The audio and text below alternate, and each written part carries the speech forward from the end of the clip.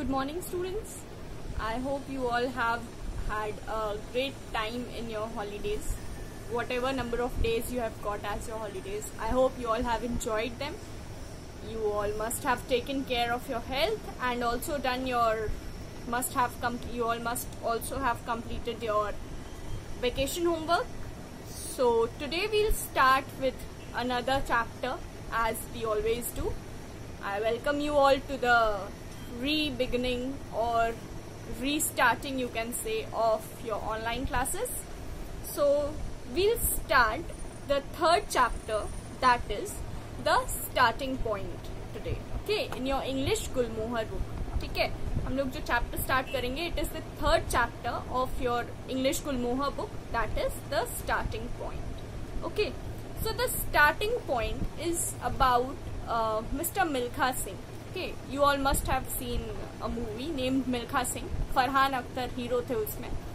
तो बस उन्हीं की असली में कहानी है ये स्टोरी, द स्टार्टिंग पॉइंट. ठीक है, the starting point is a part of Milkha Singh's own biography. Okay, autobiography you can say. Milkha Singh ने अपने बारे में जो किताब लिखी थी, this story is a part of that story. We cannot study the entire story. No, it is a big book.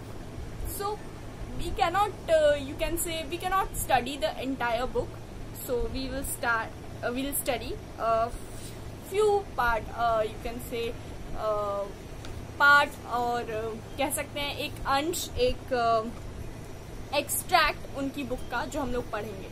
ठीक है, सो लेट अस स्टार्ट.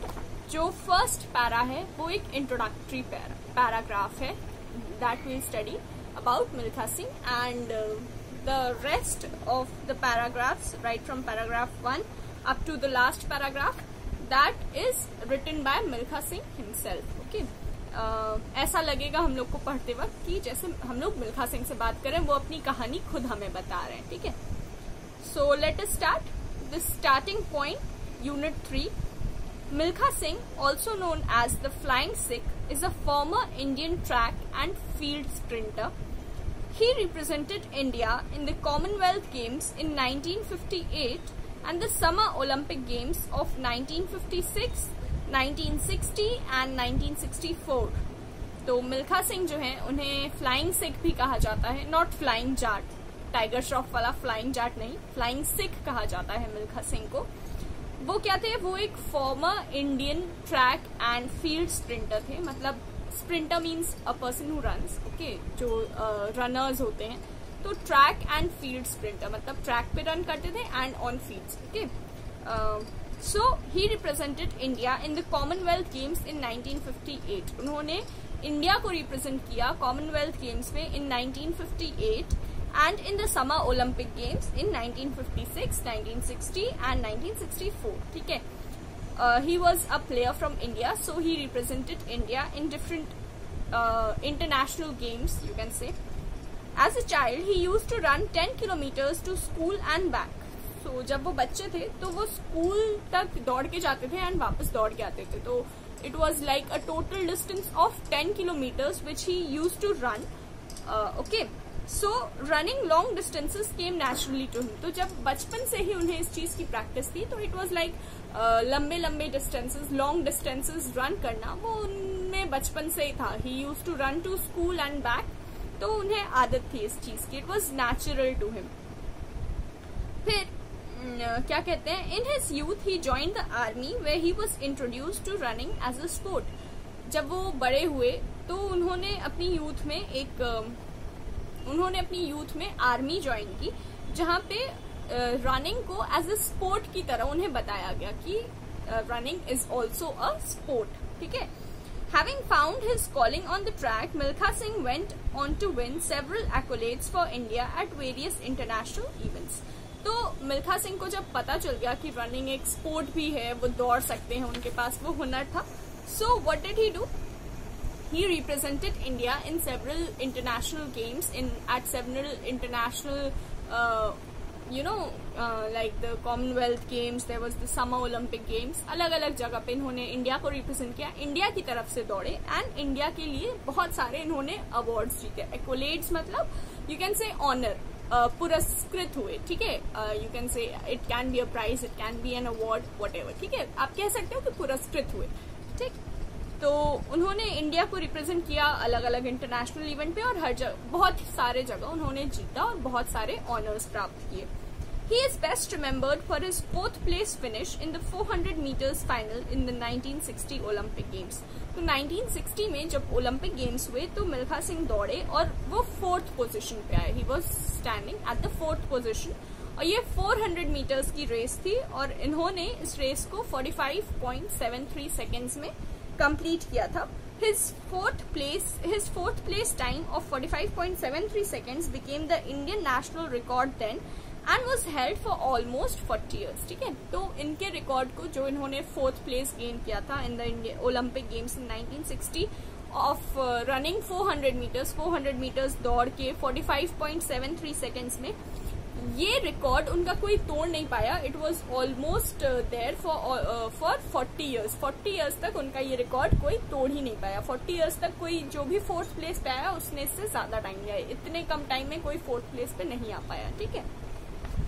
फिर the 3 fortunate incidents that occurred in January 1953 when I was a new recruit in the army changed the course of my life। तो यहाँ से हम लोग पढ़ेंगे कि मिल्खा सिंह जो हैं उनके खुद के शब्दों में हम लोग पढ़ेंगे कि क्या हुआ था, कैसे हुआ था उनकी लाइफ में, ठीक है। तो वे कह रहे हैं कि जब वो जनवरी 1953 में उनके साथ 3 फॉर्चुनेट इवेंट्स हुए, मतलब 3 बार वो भाग्यशाली साबित हुए, ठीक है।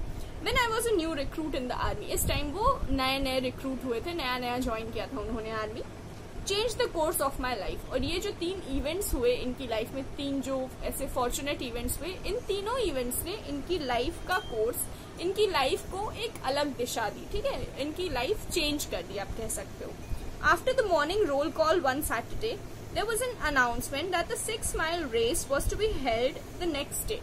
तो क्या होता है कि आर्मी में सुबह जैसे हम लोग क्लास में जाते हैं तो हम लोग का रोल नंबर कॉल होता है ना, तो वैसे ही एक सैटरडे ऐसा हुआ कि इन लोग की रोल कॉल हुई। सारे जितने भी रिक्रूट्स थे, जितने भी लोग ज्वाइन किए थे आर्मी, सबकी रोल कॉल हुई, सबका अटेंडेंस हुआ, ठीक है।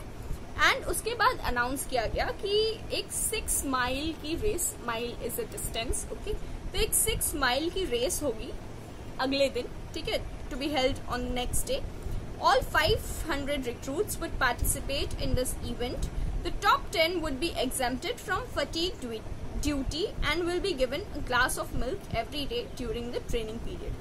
तो बताया गया कि जितने भी 500 जॉइनर्स थे, रिक्रूट्स थे नए जिन्होंने ज्वाइन किया था, उन सबको इस इवेंट में पार्टिसिपेट करना है। एंड जो टॉप 10 होंगे, जो पहले 10 खिलाड़ी होंगे, जो पहले 10 लोग ऐसे होंगे जो जीतेंगे, the first 10 they would be exempted from fatigue duty. मतलब उनको जो रोज वाली जो फटीग ड्यूटी, मतलब जो यूनिफॉर्म में नहीं की जाती, जो यहाँ पे आपके बुक के बगल में मीनिंग दी हुई है फटीग ड्यूटी की, you can read it. Duty such as cleaning and cooking carried out in fatigues, that is in loose clothes not in uniforms, ठीक है। तो फटीग ड्यूटी क्या हुई, जो भी काम जैसे कुकिंग, क्लीनिंग, ये सब काम जो थे, ये सब हम लोग ये आर्मी जो भी जिन लोगों ने भी ज्वाइन किया था, ये सब लूज क्लोथ्स में करते थे, मीन्स रेगुलर क्लोथ्स में करते थे, नॉट इन द यूनिफॉर्म, ठीक है।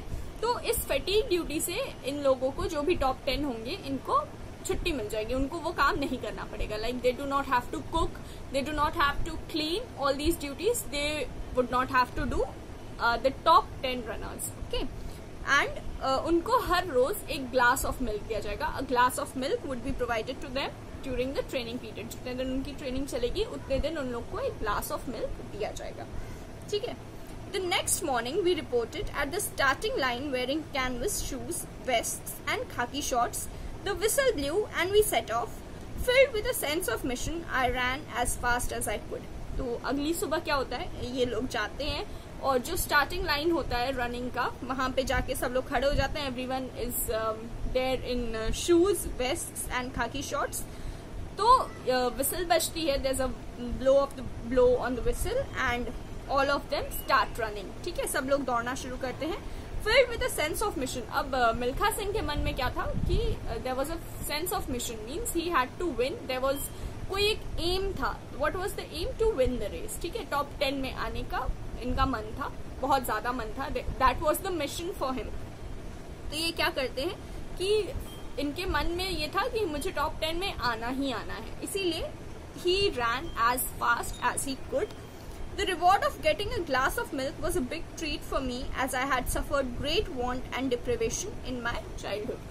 तो क्या होता है कि ये कहते हैं कि जो ग्लास ऑफ मिल्क मिलने वाला था ये उनके लिए एक बहुत बड़ा ट्रीट जैसा था। He was very greedy to have that glass of milk. Why? क्योंकि इनके बचपन में इनको ये सब चीजें कभी मिली ही नहीं, ठीक है। He belong from a very poor family, इनको ये सब चीजें मिली नहीं, तो ये उस ग्लास ऑफ मिल्क के लिए ना बहुत ज्यादा उत्साहित थे कि रोज एक ग्लास मिल्क मिलेगा। हम लोग सोचिए हम लोग को कितने आसानी से मिल जाता है, and we do not value things. लेकिन इतने बड़े प्लेयर जो इंडिया को रिप्रेजेंट किया है, जिन्होंने इंडिया को प्राउड फील कराया है, उनके लिए एक ग्लास ऑफ मिल्क कितनी बड़ी चीज है ना। तो इसीलिए हमारे पेरेंट्स कहते हैं ना कि जो मिला है उसको वैल्यू करो। अगर हम जो मिला है उसको वैल्यू नहीं करेंगे तो हमारे जैसे कितने ही लोग हैं जिनको वो सारी चीजें भी नहीं मिली है ना। तो coming back to our chapter, उनको ये ग्लास ऑफ मिल्क बहुत बड़ी ट्रीट जैसी दिखी, ही वांटेड इट, ठीक है। So I took the lead in the first 2 or 3 miles। पहले वो 2-3 माइल दौड़े। I would rest a while if I felt tired and then run again. तो ये पहले 2-3 माइल बहुत तेज दौड़े, ठीक है। फिर क्या हुआ कि इनको थोड़ा टायर्ड फील हुआ तो ये थोड़ा रेस्ट किए।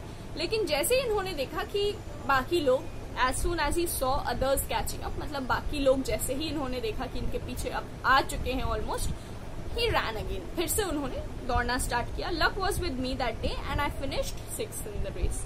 तो इस बार क्या हुआ, इनका लक इनके साथ था and he finished 6th in the race. तो 1st, 2nd, 3rd, 4th, 5th तक तो नहीं, लेकिन ये 6th आए, ठीक है। He was 6th in the race of 500 लोगों में ये 6th, ठीक। अब पैराग्राफ नंबर 4 से वील स्टडी टुमारो, ठीक है। आई होप इतना आप लोग को समझ में आया होगा। अगर नहीं आया होगा तो कमेंट्स में लिखिएगा कि क्या नहीं समझ में आया। I try to explain it again, ठीक है।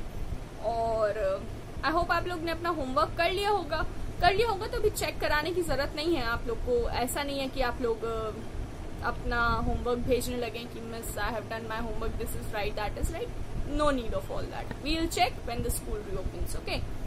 सो इतना आप लोग को समझ में आया होगा। अगर नहीं आया होगा तो कमेंट्स में बताइएगा जो भी प्रॉब्लम होगी, ठीक है। We will try to sort it out. Have a good day students, bye bye.